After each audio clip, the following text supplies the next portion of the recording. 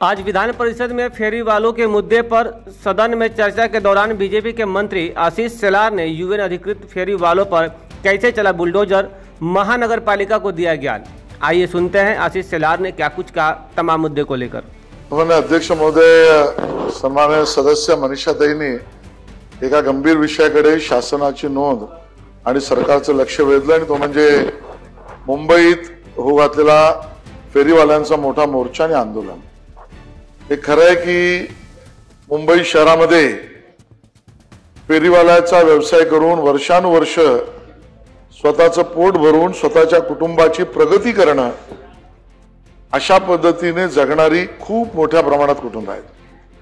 आपण सगळेजण जाणतो की भाजी विक्रेते असो, वडापाव असो, मासळी विक्रेते असो किंवा अन्य कुठल्याही गोष्टी त्या ठिकाणी वर्षानुवर्ष परंपरागत जे भूमिपुत्र व्यवसाय करतात त्यांनी आपल्या व्यवसायातून प्रामाणिकतेने स्वतःच्या या व्यवसायाच्या रोजगारातून काही लोकांना रोजगार पण दिला आणि स्वतःची कुटुंब आणि त्यांच्या परिवारातल्या लोकांच्या शैक्षणिक व्यवस्था सुद्धा पूर्ण केल्या आहेत। आणि त्यामुळे अतिशय महत्त्वाच्या मुद्द्याकडे मनीषाताईंनी लक्ष वेधलं।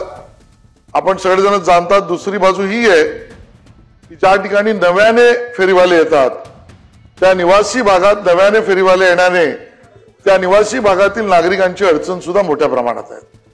जे परंपरागत भूमिपुत्र जे आहेत, जे मूळ मुंबईकर आहेत, ज्यांनी मुंबईमध्ये पिढ्यानपिढ्या या पद्धतीचा रोजगार केलाय, त्यांच्या बऱ्याचशांकडे लायसन्स सुद्धा आहे।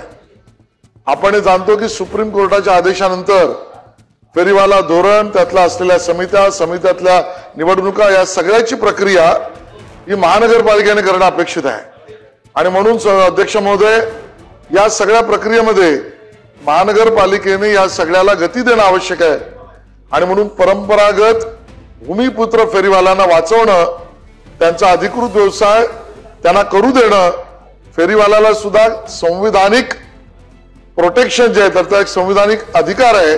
आणि दुसऱ्या बाजूने अनधिकृतरित्या स्टेशन असो, निवासी भाग असो किंवा चौक यामध्ये नागरिकांना अडचण करणाऱ्या फेरीवाल्यांच्या बाबतीत नागरिकांची अडचण समस्या सुद्धा दूर करणं हे महानगरपालिकेचं कामच आहे।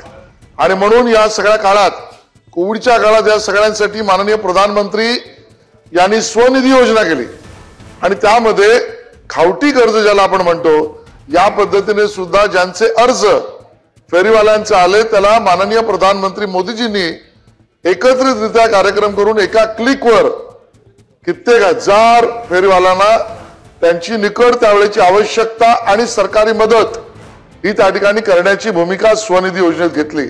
आणि म्हणून शासनाने याची गंभीर नोंद घेतली आहे।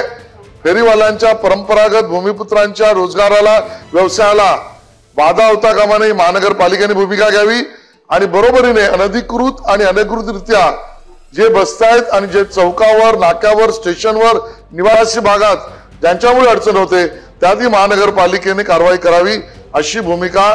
पढ़ते रहिए fight against criminal daily newspaper.